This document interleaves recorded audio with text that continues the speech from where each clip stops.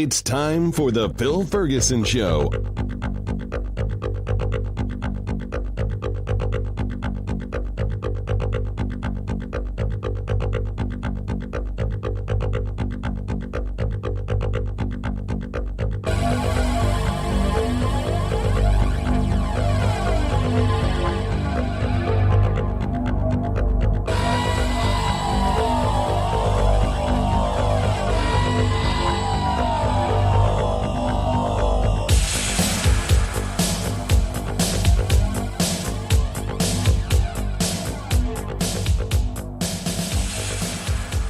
Buongiorno tutti.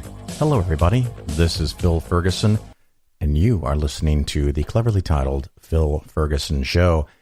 This is show 236, and I've got a lot of stuff for the investing skeptically today. And of course, right after that, we are going to talk to Sheldon Helms, and he is going to explain to us how to de-gayificate someone.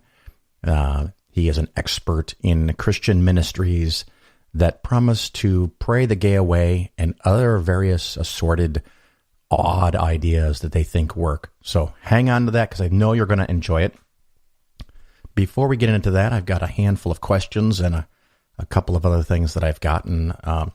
I recently met someone who at least claims to believe in God, and that person may be on my show for a little interview in the coming weeks. So fingers crossed, we might have some fun with that. We'll see how that goes. Another thing is that I've gotten several questions in general over the last months, and one in specific about crowdsourcing real estate. And the one that came to me most recently was CrowdStreet, but I've been asked about Real Crowd, Realty Shares, and Realty Mogul. And these apparently are ways to invest in really big deal real estate deals with all kinds of promises of diversification, limited risk. You get to pick and choose, yada, yada, yada. As a matter of fact, CrowdStreet says that it's 100% free for investors. There are no fees to pay, to join, or to invest. And of course, I tried to get disclosure documents and really detailed information like I've done for previous things, but apparently you can't get any of that information until you sign up. And I don't want them to have my email, so I'm not going to sign up. And it's really funny. I don't remember these being a thing in the past. So I found this, and this is from the crowdstreet.com website. It says, quote, "The 2012 Jobs Act created real estate crowdfunding by allowing commercial real estate firms to directly and publicly solicit investments from accredited investors." So any of these companies that are doing this could not have really set up until late 2012, probably more likely in 2013. So they have at most only a couple years of experience doing this. And the ones that I looked at, you get to pick the deal. They bring people to you that want to borrow money for real estate, and then you, the people who might have money who want to invest in real estate, can pick and choose. So there's not a single return number that they could even calculate. And some of the estimated return rates are ridiculous. Quite frankly, 18 to 20% is some of the stuff that I saw at this CrowdStreet. I haven't recently looked at the other ones I mentioned, so I'm going to just talk about CrowdStreet for a minute. But if anyone is willing to borrow money that they might end up having to pay you back 18 to 20%, you must ask yourself, why? Why is it that they're doing that? And it talks about they don't want to mess with conventional banking systems and the ban and all that stuff. But that's fine. But you might be able to get a real estate loan for a lot less than 18 to 20%. So you have to know that there's some risk involved. And it can be quite a bit of risk. You might not get, I would not expect 18 to 20% return. You might not even get something like 5 or 8. And of course, there is a possibility you could lose all of your money. Now, the interesting thing in that quote is that they can solicit investments from accredited investors. And if you don't know that that's a special magical phrase or magical words, it'll just go right by you. But there's an actual definition defined by the Securities and Exchange Commission, the SEC, at what an accredited investor is. Unfortunately, it's in a law, so it's, subpart this, A, part B, part 2. So it's really hard to read. So I'm going to read from Investopedia. And Investopedia is a great place to go if you ever want to look up how things work, or buzzwords, or, what is a bond, what is a 401k, or what is an accredited investor. So first of all, you need to know that an accredited investor can be a person or an entity. I'm going to focus on the people part and skip the entity part. If you really want to read that, you can go to Investopedia and look up accredited investor. It is someone that can deal with securities not registered with financial authorities by satisfying one of the requirements regarding income, net worth, and some of the things that generally apply to the entities, since I'm going to focus on people. So basically, whenever you see accredited investor, that means that whatever you're going to invest in is not registered probably anywhere. You're just making a deal. It's kind of like, what are those sites that ask for money? Something like GoFundMe or something like that, where you could put in that you want to raise money. And in this case, they want to raise money for a building. And it can be a hotel, a nursing home, a housing development, a multi-unit townhomes or condominiums. It can be even a city block size building that has 20 stories. It can be anything, whatever it is, and you get to browse through and pick the one that you like. And the question I would ask is that, what in the fuck do you know about buying a building that's going to be built, or is already built, or is going to be bought, that's a citywide building? You probably don't. I mean, if you do, you're already doing it, but it's an interesting thing that is kind of like a gamble. I guess maybe not kind of like. It is a gamble, and it's something that I personally am not interested in. Not only would I not recommend this, but I would recommend that you do not do this. Anyway, back to the definition of an accredited investor. So we have someone that either meets the income or net worth requirements, and just so you know, it is $200,000 a year for a person, or $300,000 for joint income. And that has to be for 3 years, and you should be requested to prove it. So if you just say, yeah, I make that, that's not how it's supposed to work. The other criteria is that you have a net worth of at least $1 million.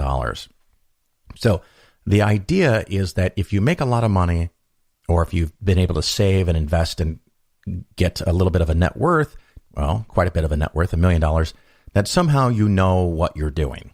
So I'm not sure that that's true. I have met people, clients and prospective clients, that make a lot of money that aren't very good at investing. That's why they hire me. Some are pretty good, but just want a little extra help. But there are people who have a lot of money that don't know anything. An example might be someone who wins the lottery.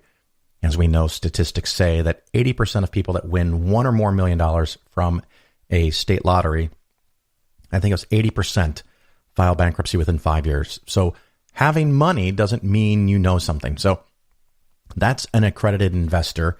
And that's a little bit about this crowdfunding. And it's just something that I'm not interested in, something I don't know particularly well, and something I'm going to recommend against, partly because I don't know it well. There's no regulation, and I don't know how you would figure out and know what to buy yourself. Another fun topic for us today is in reference to Morgan Stanley. And because I read investment magazines and or get tons of emails, oh my God, the emails I get from people who want me to sell shit to you guys, you would not believe not only the number that I get, but the crazy ideas that I get. So maybe I'll never run out of topics to talk about on the show. This one was something I happened to read on a website called thinkadvisor.com. And the title sounds a little funny, so I'm going to explain it to you. Morgan Stanley, they exit the protocol agreement. So the protocol agreement is something that was made several years ago by a bunch of large broker-dealer firms. And the reason they all agreed to and accepted this protocol is that from time to time, a broker might leave the broker-dealer they work for. And for example, someone from Morgan Stanley could go to Edward Jones, and someone from Edward Jones could go to John Hancock, and so on and so forth. And what would happen is that when they leave, and of course it makes perfect sense, if you are the broker and you leave, you want to take your client base with you. And if you leave Morgan Stanley and you leave all your clients behind, you have to start at scratch, $0, 0 clients, and you don't want to do that. No one in their right mind wants to do that. So you might contact your clients in advance and say, hey, by the way, I'm leaving, and here's going to be my personal cell phone number, my personal address. Contact me. We're going to talk. And they send themselves a copy of all their clients' names, emails, and phone numbers home. And they switch to the new company, and then they hustle like a rabid dog to try to get everybody to move their money over as fast as possible to the new, better company. So Morgan Stanley, in that case, might sue Edward Jones and the broker who left. And then, of course, Edward Jones sues John Hancock, and John Hancock sues Morgan Stanley. And what happened was it turned out that the vast majority of the time, people were moving from one big broker-dealer to another big broker-dealer. And all these big broker-dealers were spending a fortune suing each other. And they kind of figured out that on the whole, I'm getting as many people as I'm losing. And so I'm suing them and they're suing me back and forth. And we're all spending a lot of money on attorneys and court costs. And maybe it's not even helping the customers because it's about how much we make, not what we're doing for them. Not that they really thought about the customers when they made this agreement, but they agreed, hey, look, from this point forward, we're not going to sue each other. And if someone moves from my business to your business or your business to mine, we're just going to call it even because it pretty much works out in the end and we don't have to sue each other.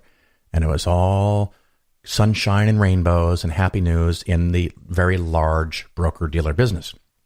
Well, without warning, without expectation, at least by the public, Morgan Stanley pulled out early. I guess I don't know if it's early, but pulled out of the protocol. So they are no longer going to honor the conditions and the terms of the protocol. So if you have a broker that's at Morgan Stanley or an advisor and they help you and they want to leave and go somewhere else, this is a signal by Morgan Stanley. Now, they've not actually done it yet, but it's a signal by them that they are probably going to sue the broker who left and is trying to steal clients that belong to Morgan Stanley. And they might sue the company that the broker went to. And they might put holds in your accounts. I don't know what they're going to do. But it's going to be annoying and awkward. And the interesting thing about this is that here's one of the quotes from Morgan Stanley about why they did this. Quote, with rapid technological change and evolving client expectations, we must stay ahead of the curve as a firm, and we must help our financial advisors do the same. And I'll go on another part of the quote. This requires a meaningful investment in our existing exceptional talent and delivery of additional resources, capabilities, and intellectual capital that will enhance performance and deepen client relationships. So what they're basically saying is they're going to spend so much extra money on making the business better that they can't afford to then lose people that are so wonderful. And of course, I look at that and I think, bullshit. Because if everything is so wonderful and your advisors are so happy, they have happy clients, they're probably making a lot of money. They're not going to leave. So I think what's driving this is that Morgan Stanley has recognized not only there's a growing trend that brokers no longer switch from one big broker dealer to another one, but they're more likely than ever before to go form an independent firm, something like I have, where they become an RIA, a registered investment advisor. And if they do that, the industry as a whole is losing talent and they're becoming their competitors as independent people. They're not just switching from one big brokerage firm to another one. They're leaving and going and starting their own company.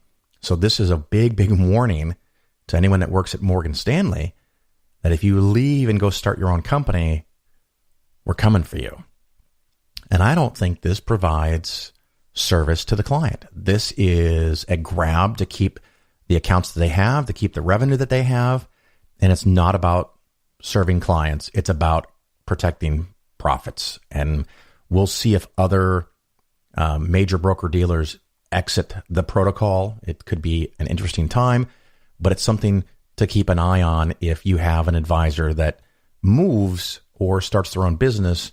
There may be some bumps in the road. It may actually be in your best interest, but we'll see what happens. I do have one more topic to cover. I received an email from a prospective client that informs me, let's see here. I just received a strange post. I'm thinking this is an email or a letter from Merrill Edge. And Merrill Lynch is the company we're talking about here. Their way of helping people and pretending to be like a registered investment advisor instead of a broker is called Merrill Edge. And they say that this person has an IRA worth some money. Let's just say $300,000. I'm just going to pick a number. I didn't tell you their name, so it doesn't matter, but I'm trying to be discreet. They just sent me a letter saying that it, and in this case, Merrill Edge, Merrill Lynch, is, quote, resigning as custodian of your IRA. And they contacted me and told me that they've been informed by Merrill Edge, Merrill Lynch, that they need to move their money, and they have 30 fucking days. You have 30 days to set up a new account and move your IRA, or they are going to cash out your IRA and send you a big fat check for a couple $100,000. Bizarre. Why would a company walk away from business like this? I genuinely don't know. I'm going to make an educated guess that on January 1st of 2018 is when there's supposed to be enforcement of the fiduciary law that came into effect in the summer and was supposed to be in the spring, but Trump asked the industry to look at it, or the Department of Labor to look at it again. And so now these companies are going to be at risk if they're not meeting the new, harder criteria for satisfying customer needs. And one of the problems with that is that it will be much harder for them to sell to you, especially in an IRA, things like annuities, long-term care insurance, and all kinds of other things that pay nice big commissions and make the broker-dealer or the investment bank a lot of money. So accounts under a certain dollar value, they may just jettison them.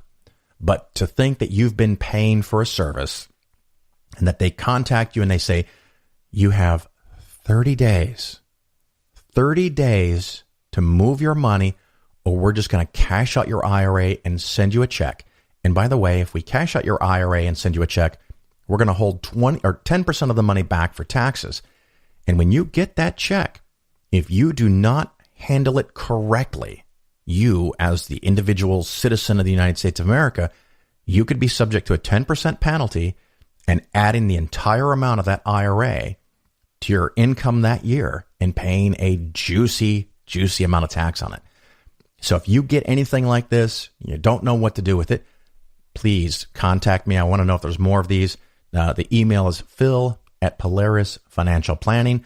Do not send a statement. Do not send bank account numbers. Do not send your social security number. Everyone has gotten much better at that because I keep making this announcement. But please do include your telephone number. I can call you, and if it's something we can talk about for 5 or 10 minutes, I'll do what I can to help you, and you can do what you want to do. If you need more time, we'll set up an appointment, and I'll try to fit you in somewhere in the next week or two so that we can try to figure this out before you get sent a big check. And I said that was the last thing, but I had one more. I'm so sorry. I was recently asked a couple of questions. Someone had a house in California that appreciated by $300,000. It went from $900,000 to $1.2 million in less than 3 years. And they asked, hey, Phil, if you had this extra $300,000, would you refinance the house and take out the money and put it in the stock market? And the simple answer for me was, well, yes, of course I would, because theoretically, the long-term value, the long-term rate of increases in houses is 3%, that money's not going to make you anything sitting there, and I would refinance the loan and take the $300,000 out and invest it. However, that's not necessarily the right answer for you. And the person that asked me, I ended up telling them not to do it. The reason that it's different, one, I could pay for that house 100% if I had to, if the stock market went down. Now, if it went down a ton, maybe not, but I could cover that. I also make enough that I can cover the higher mortgage payment. So if you had a loan against $900,000 and now you have a new loan for $1.2 million, your monthly mortgage payment is going to be higher. And they were kind of close to making those payments, and they didn't have enough money to cover the complete loss if the market went down. So it's something that maybe I would do. Well, I'm pretty sure I would do, but maybe you shouldn't do. It's just a thought. But amazingly, I got a very similar question, just kind of a esoteric thought experiment. Someone asked me if I was given $1 million for 5 years, what would I do with that money, knowing that in 5 years, I had to pay back 100% of the money, or $1 million, no matter what.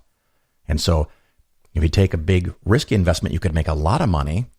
But if you lose money, you can't pay back the $1 million and you have a problem.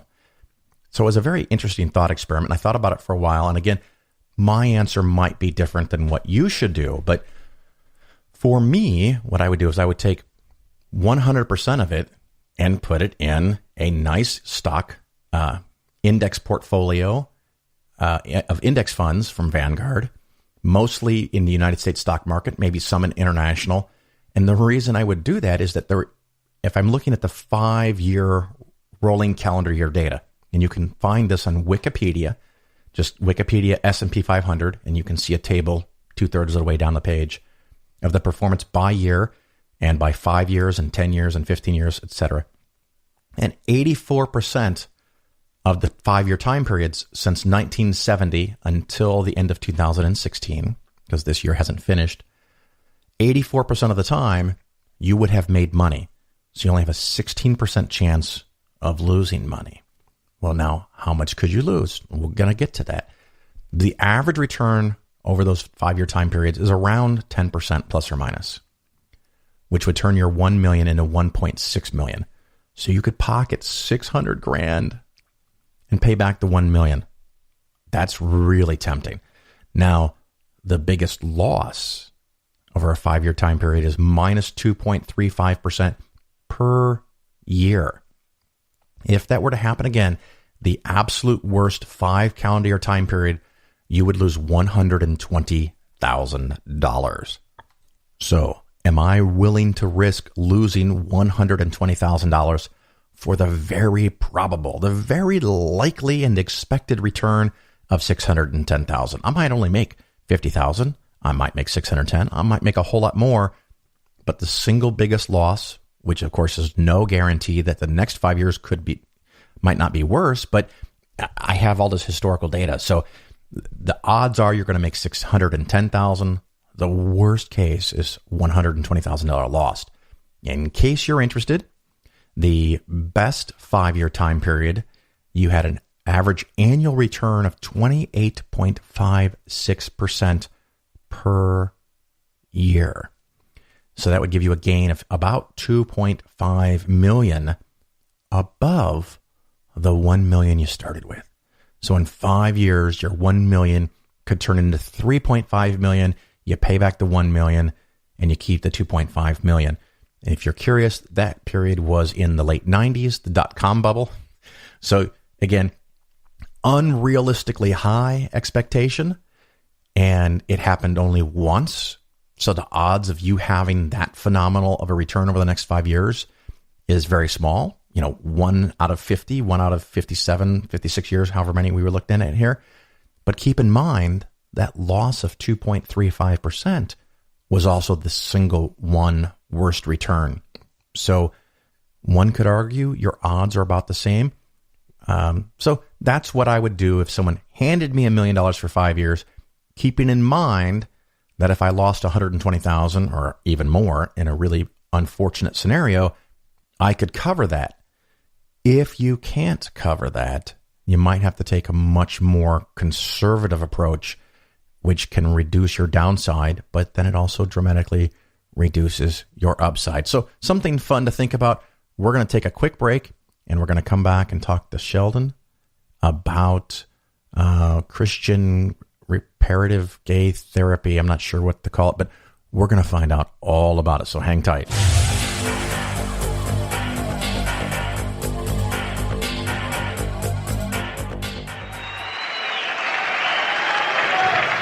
He loves you and he needs money.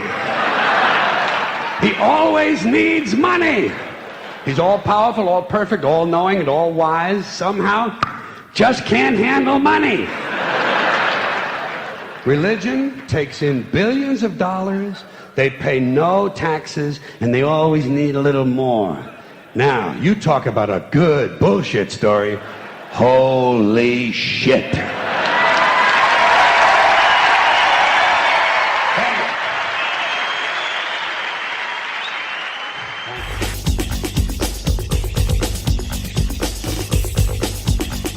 All right, everybody, this is Phil Ferguson. Welcome back. And I have with me now a speaker who I met at the SciCon convention in Las Vegas. You may notice a trend. I'm going to have a few speakers from that convention.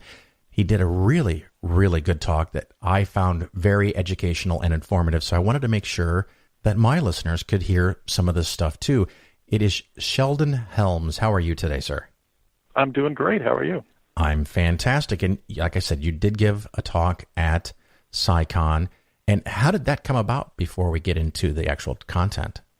Well, I've been going to skeptical conferences for about 10, 12 years now. I used to go to the Amazing Meeting, which was held every year in Las Vegas, hosted by the amazing James Randi. And I sort of fell into that crowd and met Barry Carr, who runs the CSI Con, and got to know him, and I proposed, hey, maybe we need to get skeptics on board with this topic, and he jumped at the chance, and the rest is history.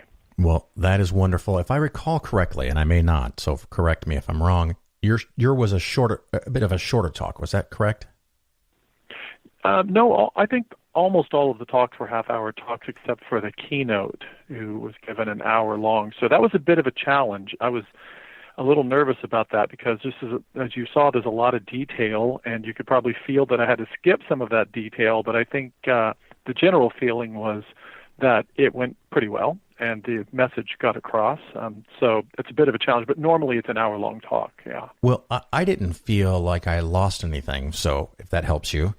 Good. It's one of those things, sometimes I go to conferences, I really did appreciate the 30-minute style that SciCon was using because I have attention issues. I don't sit well in a dark room, not being able to talk. So that really helped me out a lot. So I appreciated it. But because you and I are talking, if we can cover everything in 20, 30 minutes, that's fine. If we go a little long, my listeners are used to long interviews. So why don't we go ahead and get started and, kind of describe to us what you talked about, and let's just get into some of the meat and potatoes. Sure. Yeah. Well, the topic of my talk was straight talk about gay conversion therapy. And in case your listeners aren't really familiar with this, it's a strange collection of quasi-religious and quasi-psychotherapeutic techniques that are designed to make gay people turn straight. And I'll pause for laughter because I'm sure some of your listeners out there are smart enough to know that that doesn't work. So I sort of begin by, joking with the audience and letting them know that if they were there to get converted, they were in trouble. But there are two books that are really the problem here. One of them is the Christian Bible, and the other one is a book we call the DSM, and that's short for the Diagnostic and Statistical Manual of Mental Disorders. We're on the 5th edition, and that's the so-called Bible of Psychotherapy. And those are both really powerful books. The Christian Bible, I don't have to tell you how powerful it is. It's been around for thousands of years, and a lot of people base their lives on it to some degree, especially in the United States. And the DSM, that's the book that sort of guides us through psychology, especially if you're a therapist, a psychologist, or a psychiatrist. It's supposed to allow you to be able to recognize mental disorders, or at least the ones that we know of and recognize. And until the 1970s, homosexuality was listed in the DSM as a mental disorder. So there are two groups that have sort of led the way when it comes to these conversion therapy techniques. One of them I talked about is called Exodus International, and that's primarily a religious group. And the other one is called NARTH, and that stands for the National Association for Research and Therapy of Homosexuality. Wow. And it did pop into my head that both of these books are quite open to interpretation. Absolutely. They've existed in numerous forms over the years, and of course, it's meaningful to say that not all Christians are homophobes, although I would say that in the United States, at least, if you scratch a homophobe, you generally find a Christian. Yeah, so they are being guided in that direction. That occurs a lot. It was something when I was in Arkansas, people would talk about how homosexuality is wrong, and I don't know if it was something in Exodus, Leviticus 23, something when a man lies with a man as if he lies with a woman. And I always thought it was a position manual, so they misinterpret it, but because that just doesn't work that way. But you start off this talk and tell us more about these groups. Well, first of all, I'll point out you're right. There are a couple of sections in Leviticus where they talk about homosexuality, and there are even some New Testament discussions. 1 Corinthians 6, 9 through 10, in the King James Version says, or do you not know that the unrighteous will not inherit the kingdom of God? Do not be deceived. Neither fornicators, nor idolaters, nor adulterers, nor effeminate, nor homosexuals, nor thieves, etc., will inherit the kingdom of God. So when people jump out at you and say, yeah, but that's Old Testament stuff, that doesn't apply anymore, they don't know their Bible. And I certainly don't stand up for the Bible in any way, but at least I've read it. So Exodus was founded in the mid-1970s in a really strange way. This guy named Michael Bussey, he got involved with a local church in Anaheim, helping out with their suicide hotline of all things. And he finally came out to one of his pastors who was horrified and said to him, well, you can't live as a gay man and be happy, and so, we need to work on this. And what came out of this over the next couple of years was Exodus, where an openly gay man with a few other openly gay men became what they now call ex-gays. And they at first referred to themselves by various names like Exit and things like this, but they eventually decided Exodus was a good idea because it reminds you of the Bible and Moses and all of that, and they were very successful as insofar as making money. Converting people, not quite so successful. By the 1990s, they had 120 ministries in the United States and Canada alone, and they had 150 ministries worldwide in 17 other countries. Now, so they brought in a lot of money. What is a ministry? Do you mean like a local chapter kind of thing? Yeah, they had local chapters, mostly in churches, but sometimes standalone chapters, and they would issue pamphlets and this sort of thing. They actually worked for the 700 Club for a while, and that's how they got some notoriety. Yes, that's good news. Oh, wait. Yeah, Pat Robertson, is that the guy? Yeah, the Crypt Keeper. Yeah, he kept demanding that they admit that they had homosexual demons in them, and he was very disappointed when they said they didn't. But that's kind of its own story. So these are, I always pause for a moment and remind people that these people, even though they're the perpetrators, they're also the victims, because they're very religious people, and they strongly believe in God and an afterlife, and they want to live what they consider a good life. They've been taught that to be a Christian is to be a good person, and that they're bad people because of this innocuous difference that they have in their sexual orientation. And they're taught that God hates them and that they're not going to get into heaven. So they're highly motivated to at least pretend to be heterosexual. And that's what Michael Bussey says now. He says after all the years that he took part in this ex-gay ministry, he never saw a single person become heterosexual. And that, I think, is really saying something. So let me see if I got this straight. One of the founders, who was an openly gay man, founded this organization with some other gay men, pretended to not be gay, and now he's left, I'm assuming, left the organization and just straight up, I guess that's a weird combination of words, straight up admits he's gay now? Yeah, he's still Christian, too, which is, he's still an evangelical Christian, which is interesting. Yeah. So it didn't work for him. He actually left in 1979, which was only 3 years after they started this monster, and he left to have a commitment ceremony with one of the other founders, Gary Cooper. Interesting. So did they know each other before they joined this organization? No, they met each other through the organization, and they were the figureheads. And they traveled around the country and spent a lot of time together, some might say too much time together.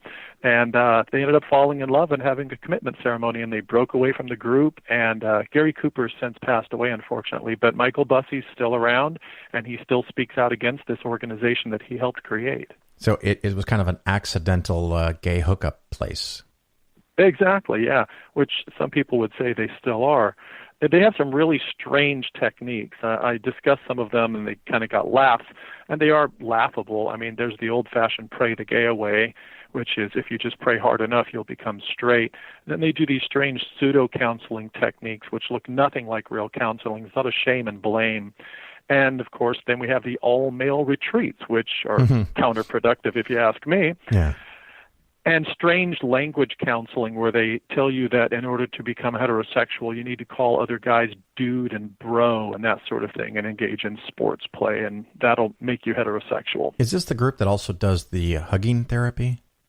No, that's Narth. That was one of my favorites where you just cuddle for a while. Yeah, we'll get to him in a moment. But my main message on Exodus, the religious organization, is that I shouldn't have to tell any grown man or woman that sexual orientation doesn't change just because you pray or just because you want it to. And they've had a hard time even keeping their leadership. I mean, they went not only through Bussey and Cooper, who helped found the organization, but later on, one of their biggest figureheads was a guy named John Polk. And Polk ended up on the cover of Newsweek magazine in the 1990s. So he was really becoming famous there for a while and bringing Exodus along with him. He was elected as the chairman of the board of Exodus International North America in 1995, then reelected 3 years later. And he did lots of tours around the country speaking about his own conversion and that of his wife, who's an ex-lesbian, and many other people supposedly. And unfortunately for him, in 2000, September 19th of 2000, when he was on a speaking tour, he was spotted by some activists from the Human Rights Campaign in Mr. P's, which is a gay bar in Washington, D.C., and they called Wayne Bezin, who's a very well-known Human Rights Campaign member, and he ran down there with a camera and took a picture of him as he ran away from this bar. So that was a real embarrassment on his part, an embarrassment to Exodus that yet again they had lost one of their leaders. Well, it's interesting. You had mentioned the pseudotherapy. It reminds me recently, a friend of our family's, she was telling us a story. She goes to see a Christian counselor, psychological counselor, someone not licensed, but they're Christian. I had to stop myself from critiquing because she was getting ready to tell me some more stuff. But she started seeing a guy that was married for 15 years, and he and his wife had sex twice in 15 years. And they got divorced, and he started seeing this girl, and they started having relations, and he was feeling horrifically guilty about it. So she suggested that he see her counselor. So the boyfriend went and met the same counselor that the girlfriend was talking to. My alarm bells are going off right there. And he said, well, I'll talk to you this one time, but I can't meet with you anymore. But then went into berating him that he was a sex addict and couldn't wait till they were married. Oh, there's so many layers to that. I know, it's so counterproductive. So is that the kind of thing that these people could be subject to, something where it's just kind of made up on the fly? You know, the first thing I would say about that is I have a real problem with Christian counseling as it is. I mean, I have nothing but respect for real counselors, MFT, psychologists, psychiatrists who go through years of education and training. And I would also add ethics training. Right. So, you know, there may be some ethics issues going on there too. Plus, there's a board. There's several boards, actually. The American Psychological Association, the American Counseling Association, many others that regulate these kinds of counselors who are licensed to do counseling. But if you go and get yourself declared a religious leader, apparently you don't need any of that. Right. You can just go out and tell people how to live their lives because somehow magically you've been imbued with the power to do that, and it really bothers me. I'm with you. So yeah, when it comes to the ethics of seeing the same person, who's married to or cheating with or whatever someone else, we have very strong ethical standards in the field of psychology where you would not do something like that. That you was could my lose thought. your license. Yeah. But you can't lose your license from Jesus. Not easily, anyway. I actually had some people upset. I have a joke, and matter of fact, here, I'm going to turn it on just so you know. I have a spare microphone in the room, and if we get anything wrong about Jesus, he is free to jump in and correct us. Can you tell me a little bit about Alan Chambers? Yeah, Alan Chambers is kind of a hero and a villain at the same time, in my opinion. He came along a bit after John Polk, and he was the new leadership.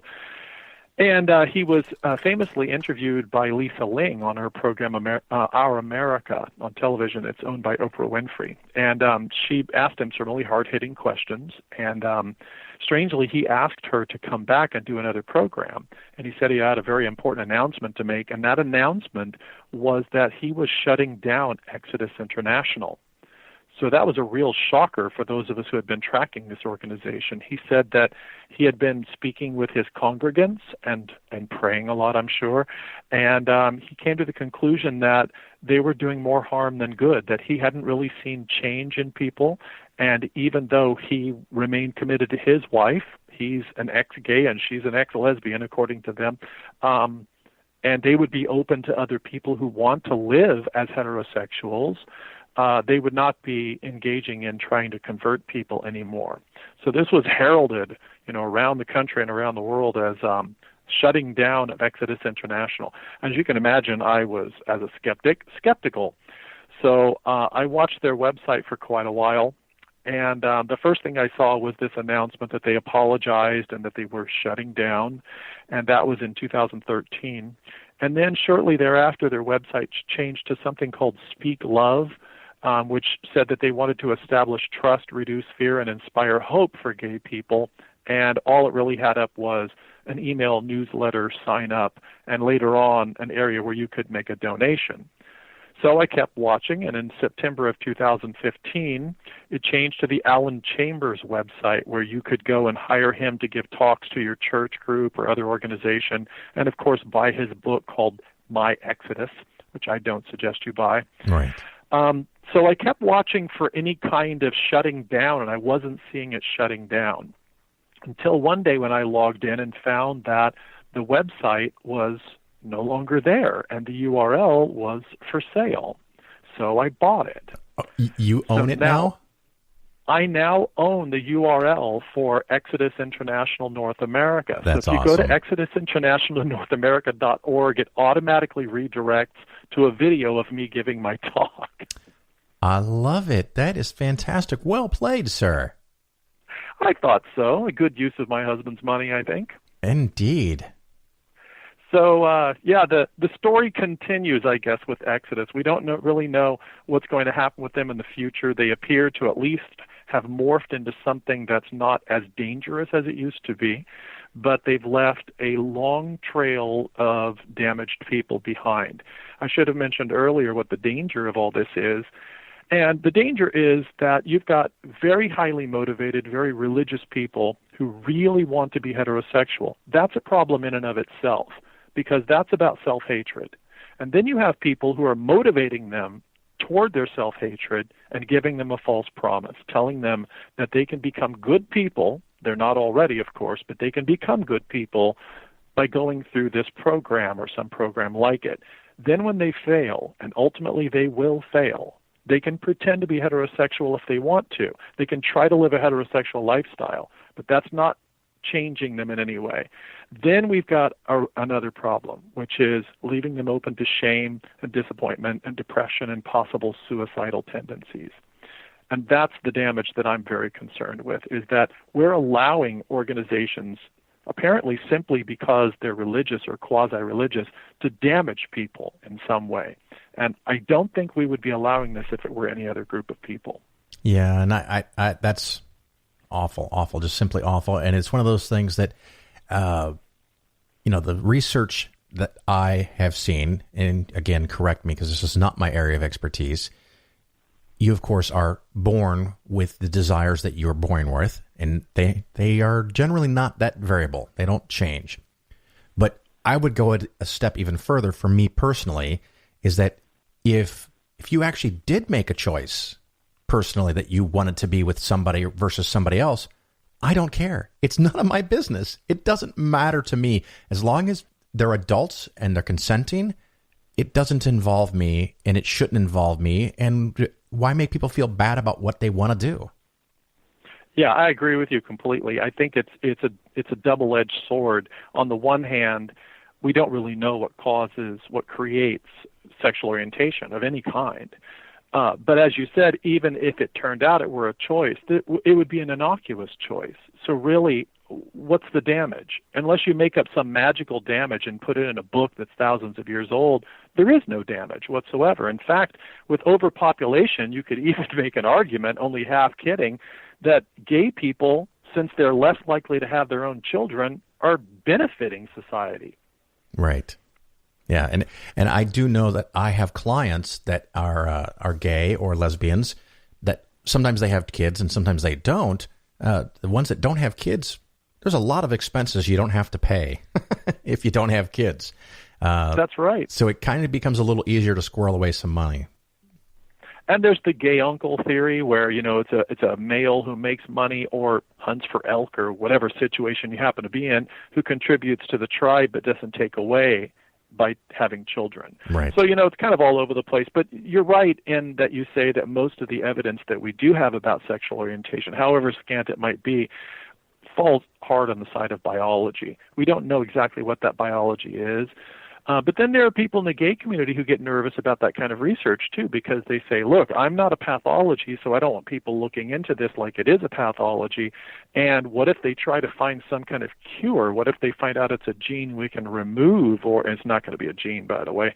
But, what if it were some biology that we could change? And so I understand their point, and I share their fear somewhat, but I think there's a much larger fear, which is as long as people think it's a choice, then they're going to go around demanding that you make a different choice. Well, and that goes to the underlying problem that's not just for sexual orientation, but what business is it of the Christians to impose their choices on other people? And unfortunately, that's something they're taught. So I don't know if you're done with Exodus or if you want to wrap that up and we'll get to the other group. Yeah, Narth pisses me off more, frankly, and that's because I've devoted so much of my life to the field of psychology. I am an experimental psychologist by trade, and Narth pretends to be psychologists. I should backtrack. They are psychologists. They're trained psychologists and psychiatrists and others in the mental health field, but they pretend to be doing proper psychology and psychotherapy. And that gets my ire up, I would have to say, a lot more than the religious, because I don't have a dog in that fight, really. The history of Narth begins in 1973 with a guy named Dr. Robert Spitzer. Spitzer starts out his story in the gay conversion therapy meme with heroism. I mean, he was the first person to come along and say that homosexuality is not a psychiatric disorder. In fact, he was the chair of the task force of the third edition of the DSM, and he took it out. And this was not without controversy. People really got upset about this because they were saying, how dare you disenfranchise all these people who need help? And he said, well, I've looked at the research, and I've listened to the gay groups, and they say they're not mentally ill. People like Evelyn Hooker did research in the 1950s in which she compared the psychological workups of gay men and straight men, and no one could tell them apart without names on them. So he made the decision to delist it from the list of mental disorders. And this created something of a firestorm, and groups split off. And one of those groups that eventually developed was Narth. And by 1992, Joseph Nicolosi and a few others down in Encino, California, had pretty much formed their own group pretending to be psychotherapists.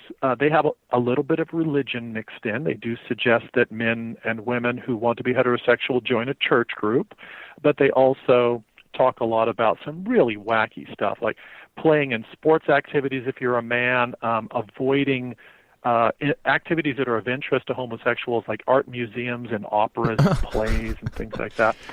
because that apparently makes you gayer. Wow. Attending reparative therapy to talk about your slips back into homosexuality, and then eventually dating and marrying and having kids and that sort of thing. Of destroying other people's lives, of course. Yeah. Someone approached me after my talk in Vegas last weekend, and she said, you know what I would like to see you add to your talk is something about the wives and the husbands who get left behind once these folks figure out that they're not gay. I mean, that they are gay and they're not straight.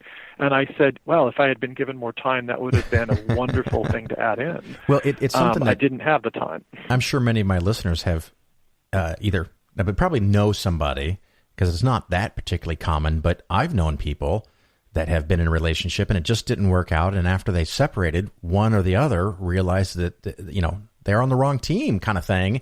And once they accepted who they were and what really, excited them, what they found attractive, once they accepted the reality of the situation, their lives improved dramatically.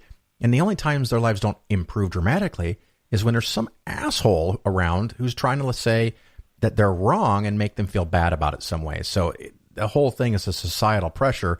And again, just leave people alone and let them do what they want to do. And everything's going to be just fine. We have to leave room for self-discovery.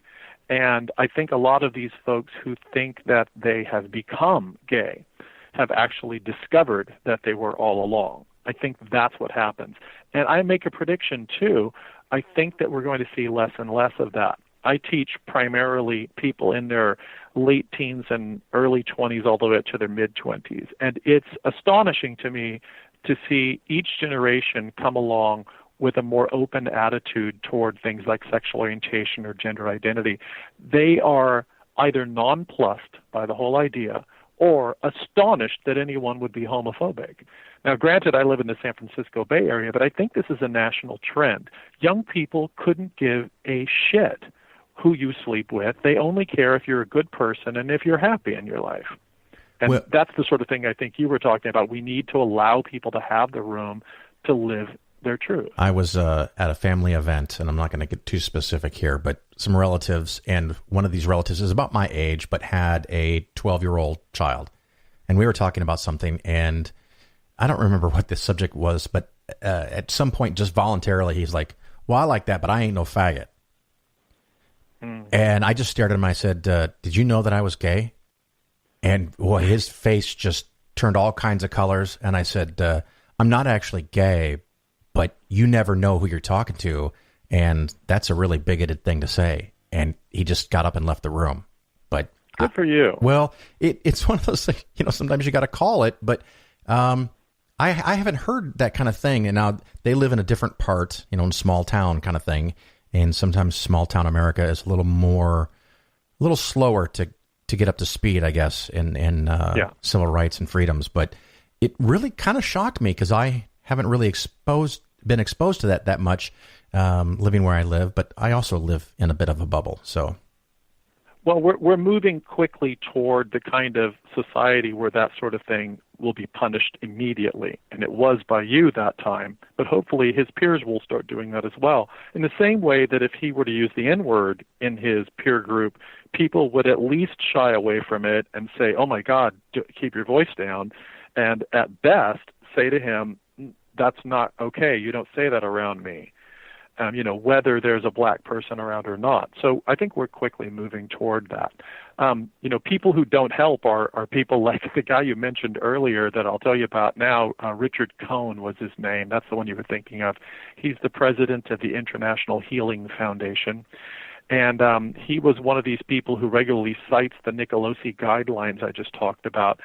He was gay, and then he decided he wasn't anymore, and he joined the Unification Church of the Reverend Sun Myung Moon back in the 1980s. He claims that he was healed of his homosexuality, and he married a woman, and he has children with that woman, and he lives a heterosexual lifestyle, and bully for him if he wants to do that. But then he writes books like Gay Children, Straight Parents, and Coming Out Straight, which has a foreword written by radio personality and moral shame factory Dr. Laura Schlesinger, oh my, to give you an idea of his audience.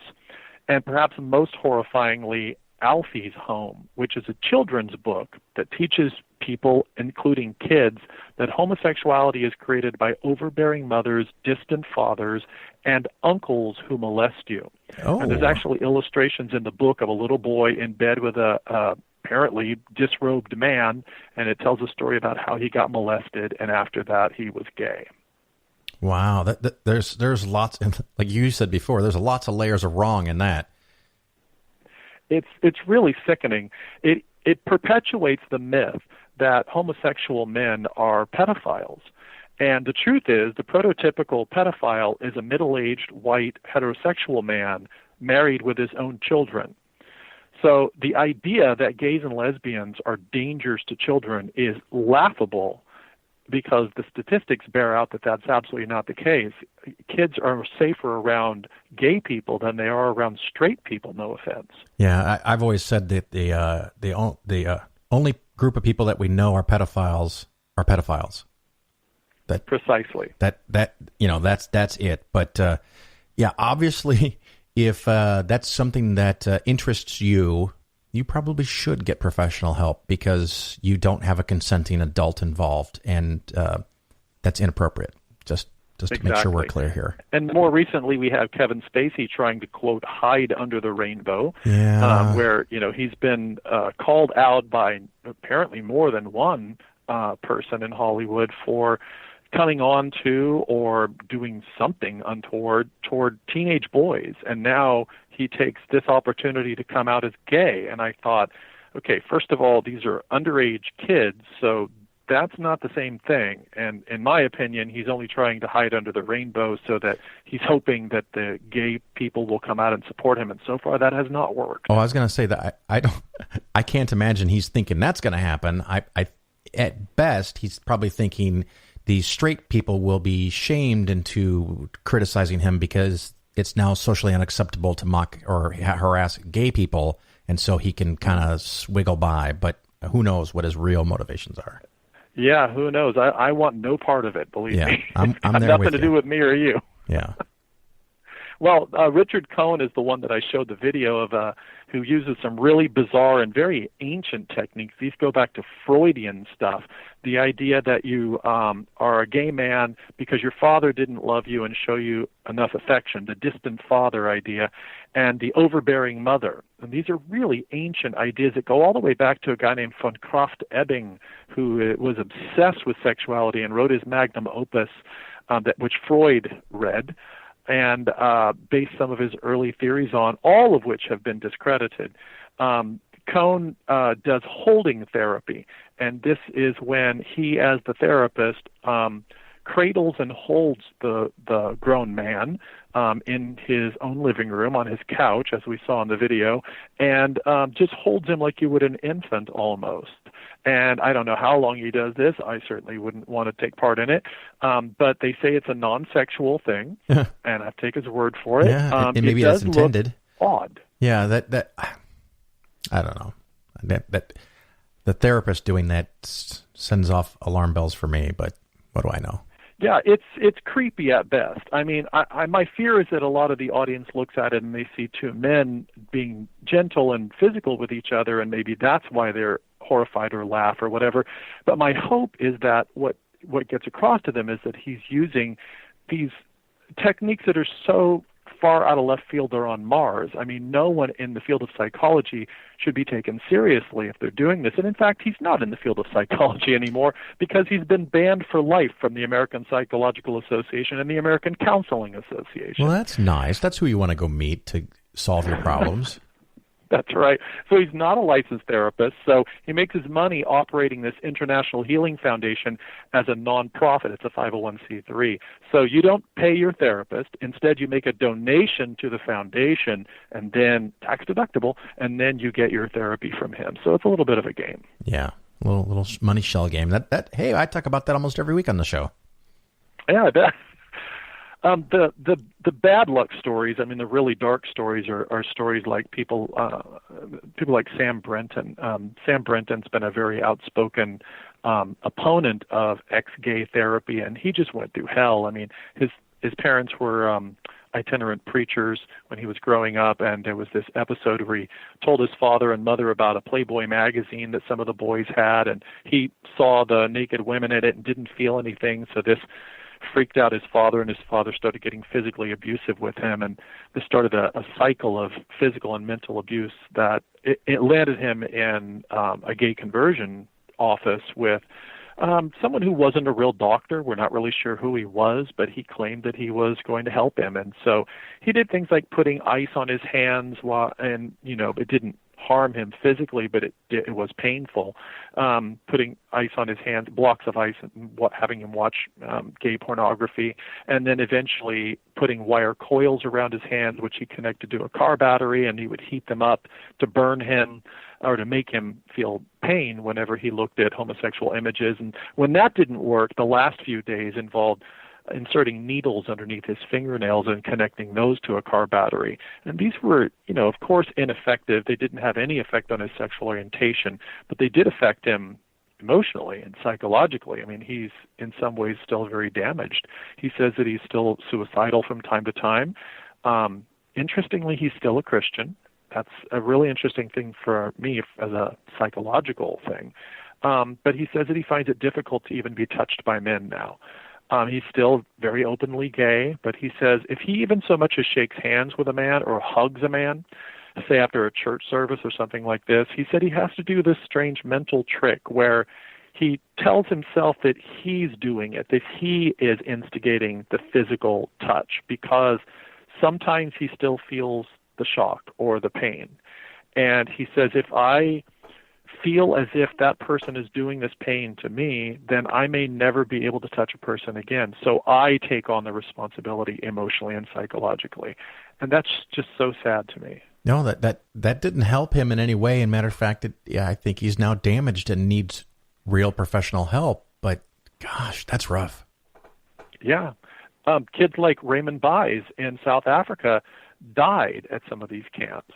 There were at least 3 boys that died at this one called Echo Wild Game Rangers camp in South Africa. This kid was only 15 years old, and his parents sent him there because they suspected he might be gay because they thought he was too effeminate. And they basically tortured him to death. He was malnourished. His arm was broken in 2 places. There were burns and wounds all over his body. He never got a chance to give his testimony because 4 weeks later, while in hospital, he died.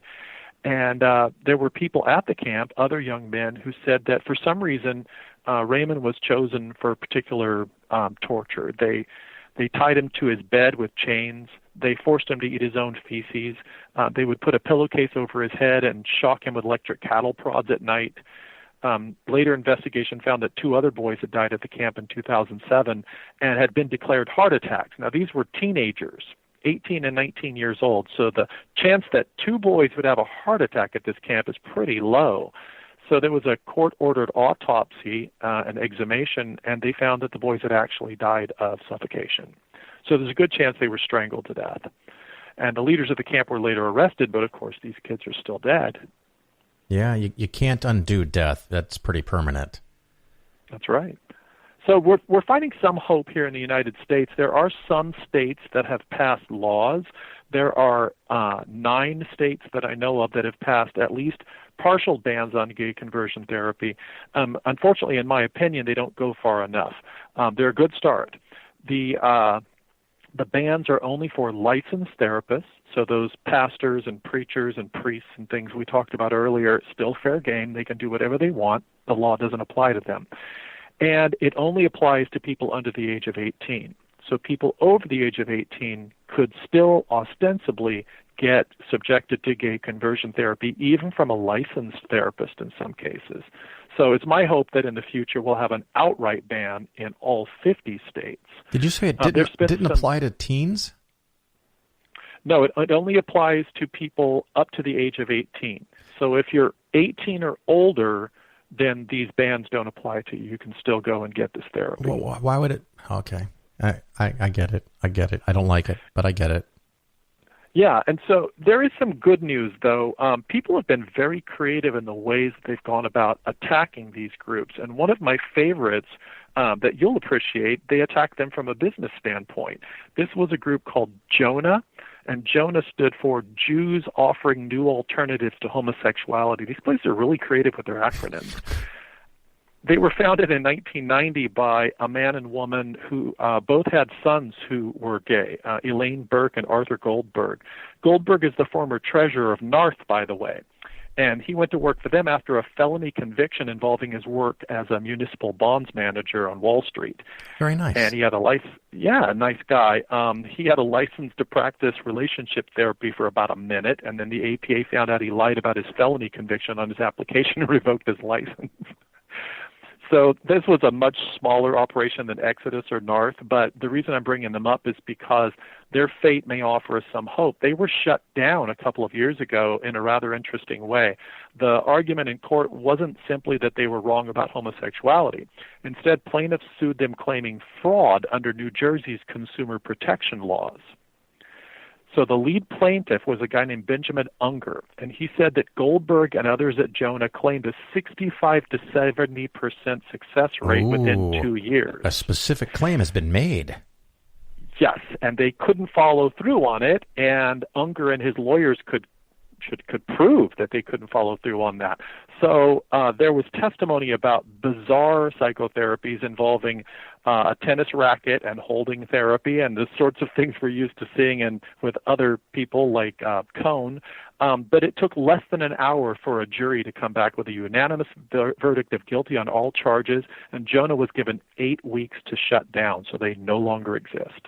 Wow. It's kind of like a lot of churches have learned to not make specific claims of what they can give you. It has to be very nebulous and in the afterlife, just like certain religious sects that kept predicting the certain date of the end of the world, the end of the universe, whatever. A lot of them no longer do that. It's almost only really small fringe ones that haven't learned the lesson yet, because once that date passes, you're wrong, and it's bad for business. Yeah, you got to be creative with your lies, I don't know if these folks thought they were lying. Maybe they really thought they could do this, but it was bad news for them when they couldn't follow through. So that may be unique, but it at least gives me some hope. In the end, what I ask people to do is look up a group called PFLAG, which stands for Parents and Friends of Lesbians and Gays. It's been around since the early 1970s, and it's this wonderful national organization that gives support and advocacy to the parents and friends of lesbians and gays, and the lesbians and gays themselves, and they need to add a T because they also include trans people in there. But they're great organizations specifically because most of the people who go to these gay conversion therapists are underage kids who are going there because their parents are horrified by their homosexuality. So if we can get them more social support, all the better. Well, you are like psychically reading my mind, and we learned all about that at PsyCon. I was going to say, where can they go to learn more? And you just told us PFLAG. Is it pflag.com, or just they should Google it? It's .org. PFLAG.org will get you to the national website, and from there you can do a search for my area, and hopefully you'll find one. If you're in California or New York, you can throw a rock and hit one. If you're in some of these Midwestern or Southern states, it's going to be a little more difficult, but that's why the good Lord gave us the Internet. And where can people follow you or reach you if they are going to host a conference or something and want you to come talk about this for their audience? You can go to sheldonhelms.com, and you'll find my podcast there, Shell Shocked, and you'll also find information about me, and you'll find all the resources that you need if you want to give the talk that I gave at CSICon, because I'm trying to get the word out there. I don't own this stuff, so you can take my PowerPoint presentation, you can take the videos, you can take the notes, and go give the talk like you created it. You were going to announce something really, really important. What was that again? Well, I was going to tell your listeners that if they would like to come and see me and Lawrence Krauss and a lot of other people, Logical LA 2018 registration begins on November 10th, which is this Friday. So you can get tickets and other information at logicalla.com. Logical is spelled just like the word logical, so logicalla.com, and I'll be giving my gay conversion therapy talk there. Excellent. And I have heard rumors that a lot of people live on the left coast, so they might be interested in that. Thank you. for sharing this important information on the Phil Ferguson Show. I greatly appreciate it. Thanks for giving me the opportunity.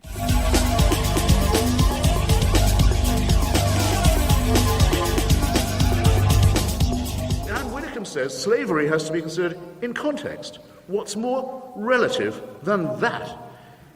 There were people at the time, Thomas Paine, Benjamin Franklin, there were innumerable humanists and secularists who said slavery is evil. The church wouldn't agree. Now, which is it then? Is it that the church is wrong, or, even more suggestive, that God has not yet revealed that it's wrong to them? Or did God support it all those years and then change his mind? From a beginning point of absurdity, you arrive at a terminal point of absolute moral chaos. And I think you've at least done us the favor of making that plain this evening.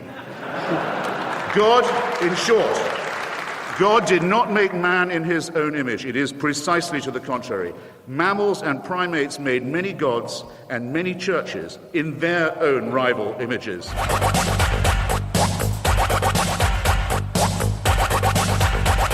You're listening to The Phil Ferguson Show. I would normally say I hope you enjoyed the interview, but, I mean, Sheldon and I talking, you might have enjoyed it, but hopefully you did not enjoy the content, but it was educational, and that's the point. You can learn a lot about this, and maybe you can help somebody either avoid one of these programs or find, even more importantly, appropriate help if they need it, if their family is rejecting them for whatever reason, and it has to do with religion or even anything else. If you can help, that would be a wonderful, wonderful thing as a humanist for you to do. And it just breaks my heart that families do some of the most awful, dare I call it, evil things to their children. A couple other topics. I did get a review on iTunes, and thank you very much for that. And it's from someone, I'm pretty sure I'm supposed to pronounce it TIE Fighter, but they spelled it really interestingly. So I think I've got that right. TIE Fighter. Nice short 5-star review. Again, thank you for that. Phil has a knack for explaining how to money like no one else. He breaks down all the bad advice and scams that are rampant in the financial services industry and explains in simple terms how to invest for the long haul. His interviews are relevant and insightful, and the show is always entertaining. Thank you, TIE Fighter, for those kind words. Of course, last show we had on Evan Bernstein, and I also had on, from the Millionaires thing, Patriotic Millionaires, I can't remember the guy's name, so I'm just going to skip it. A lot of emails on that, very interesting responses, and thank you for that. I mean, most of them, if not all of them, were positive, but very thoughtful stuff.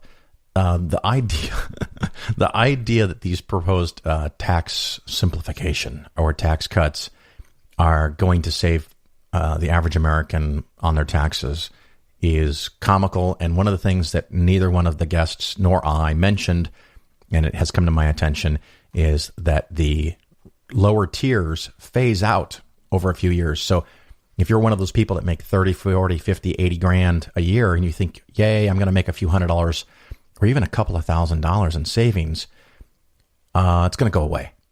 So even if the tax cuts actually work, that means less money, higher annual debt, an increase to the deficit.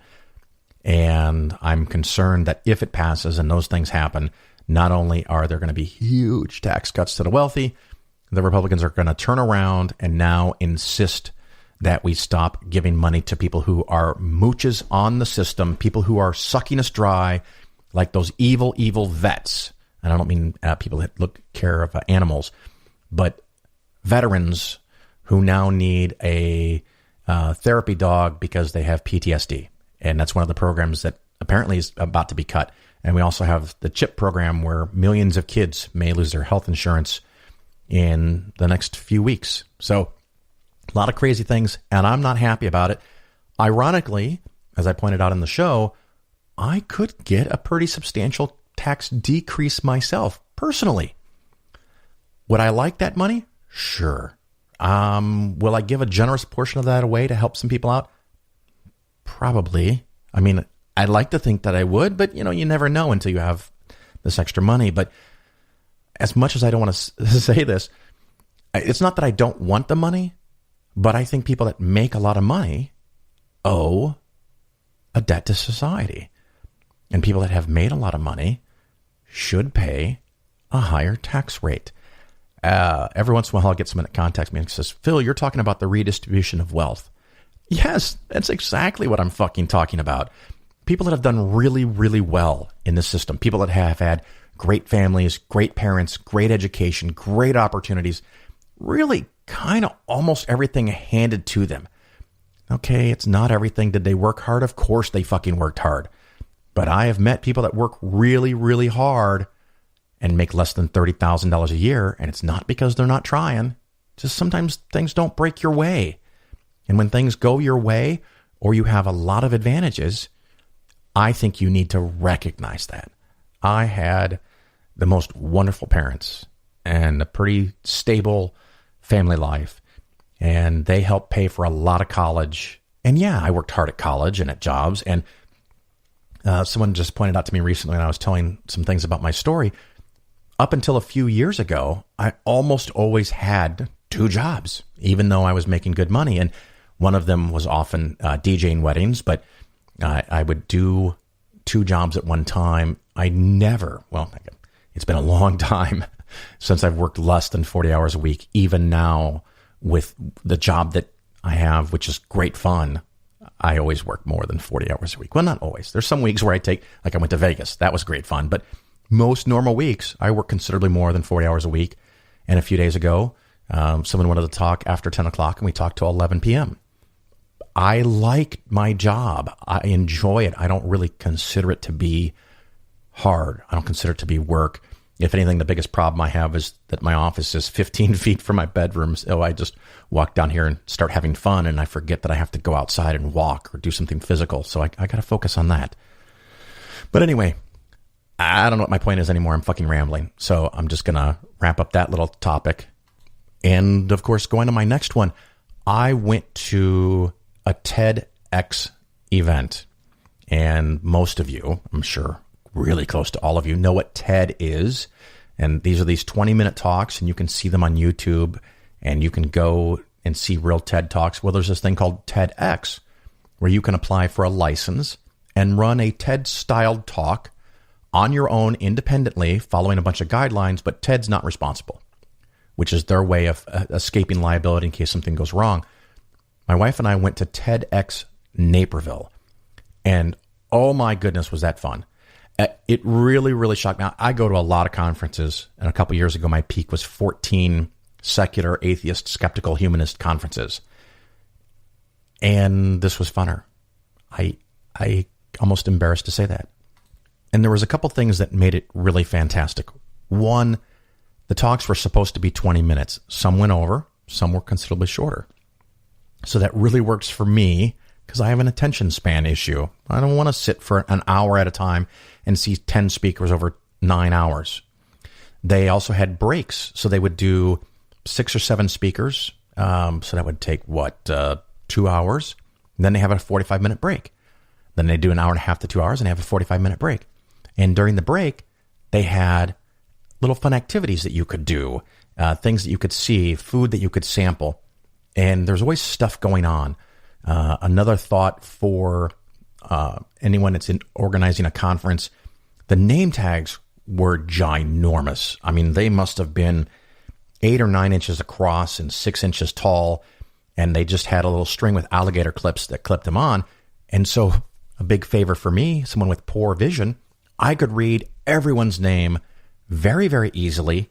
And it actually helped reduce the potential awkwardness of sometimes looking at someone's chest high for a long period of time, trying to figure out what their name is, because you could see it really easily. You read their name and now you can talk to them.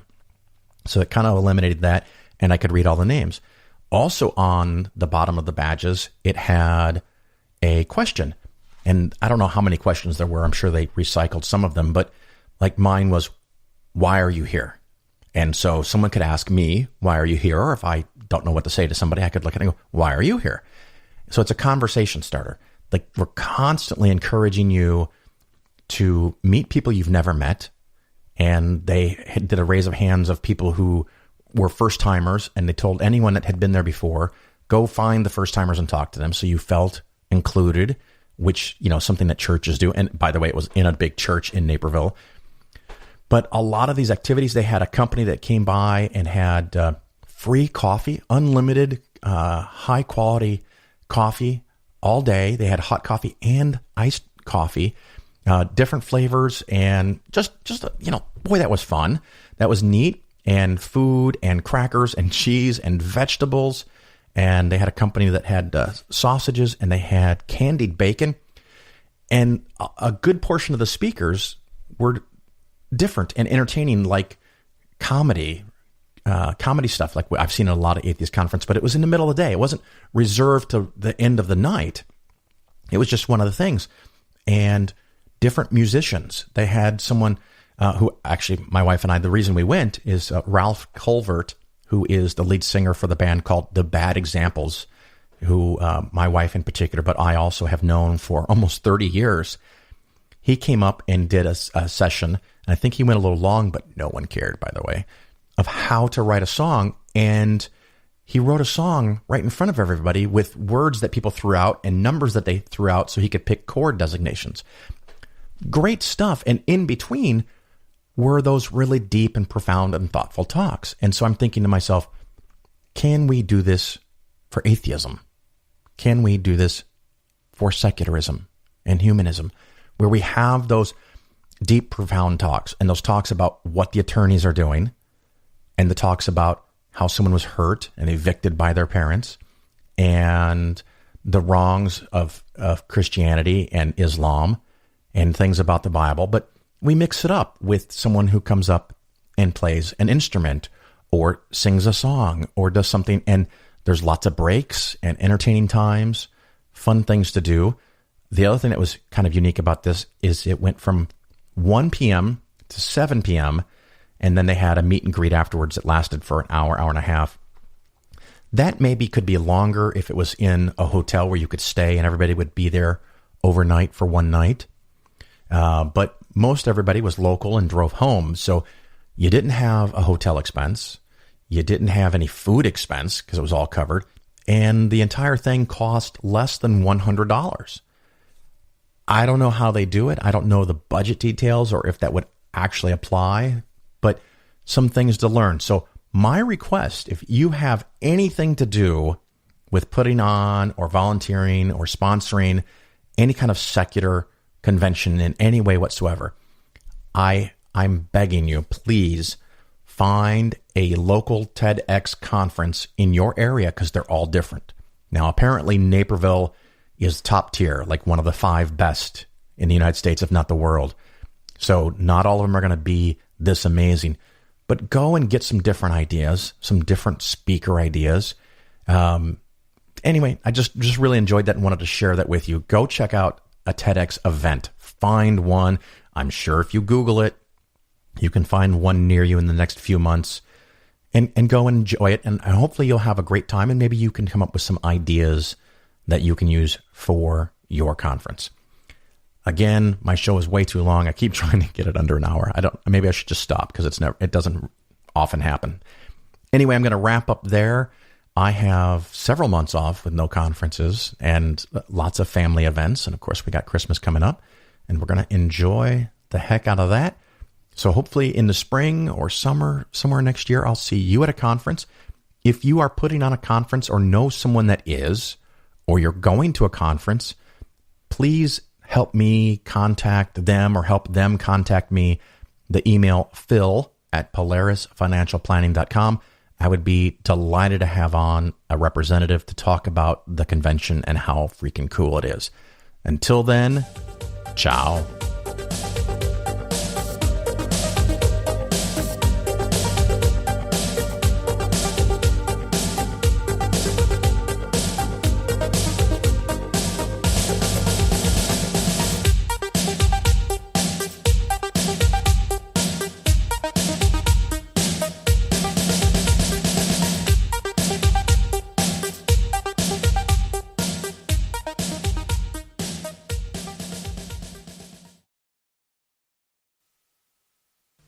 Oh my goodness.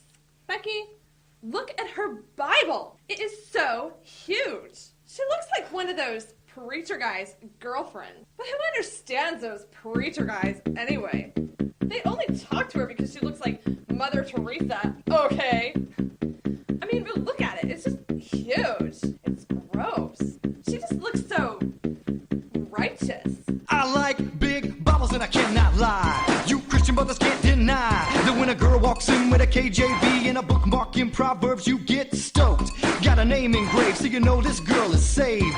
It looks like one of those large ones with plenty of space in the margins. Oh baby, I wanna read with ya, cause your Bible's got pictures. My minister tried to console me, but that book you got makes me so holy. Ooh, mama mia, you say you want koinonia? Well, bless me, and teach me about John Wesley. I saw her praying while I was DJing. She got grace, pretty face.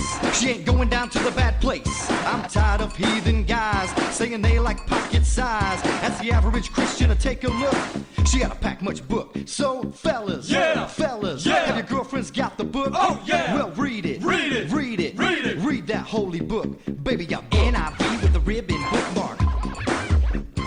NIV with the ribbon bookmark. Baby got NIV with the ribbon bookmark. NIV with the ribbon bookmark. I like 'em leather and bound. It's 50 pounds. I just can't understand how it is some weenie wants Bible on CD. She wanna get you saved. Amen. Double up. Amen. I ain't talking about a paraphrase, cause Paul wouldn't use those anyways. I like 'em real thick and red lettered. You can't find nothing better. Southpaws in love, Bibles that big are unheard of. So I'm sitting here thinking, what if I find me a girl that shows midriff? You can have those bimbos, I keep those chicks that do devos. A word to the Christian sisters, I can't resist ya. I do God's time with ya, but I gotta be straight when I say I wanna pray till the break of day. Baby got it going on, like the wife in Proverbs 31. We just might get engaged when we finish reading this page, cause it's worn and it's torn, and I know that girl's reborn. So ladies, do you wanna save people from Hades? Then read it till the pages fall out. Even white preachers gotta shout. Baby got Thompson chain with the big red letters. Thompson chain with the big red letters. Baby got book. Yeah, baby. When it comes to a good book, Stephen King's resume just can't compare. 39 plus 27 equals 66 books. And if you're Catholic, there's even more. So your girlfriend quotes Bill Hybels, but does she got a big Bible? Cause that little thing she's got won't start a revival. My Bible study don't want none unless you got book, hun. You can read Clancy or Grisham, but please don't lose this book. Some brothers wanna play that hard role and tell you that book's too old, so they toss it and they burn it. But I pull up quick to just learn it. So your girl likes paperback. Well, I ain't down with that, cause my girlfriend's hot and her Bible's rockin', and she's got good doctrine. To the atheist chicks who try to diss, you ain't it, Miss Priss. Give me a Christian, I'm insisting, and I greet her with some holy kissing. Some pervert tried to chase, but he didn't make it past first base. She's quick to resist temptation, and she loves a new translation. So ladies who are lost and found, if you want the 666 thrown down, dial 1-800 reads a lot, and teach me about those Psalms. Baby got NIV with the ribbon bookmark. NIV with the ribbon bookmark.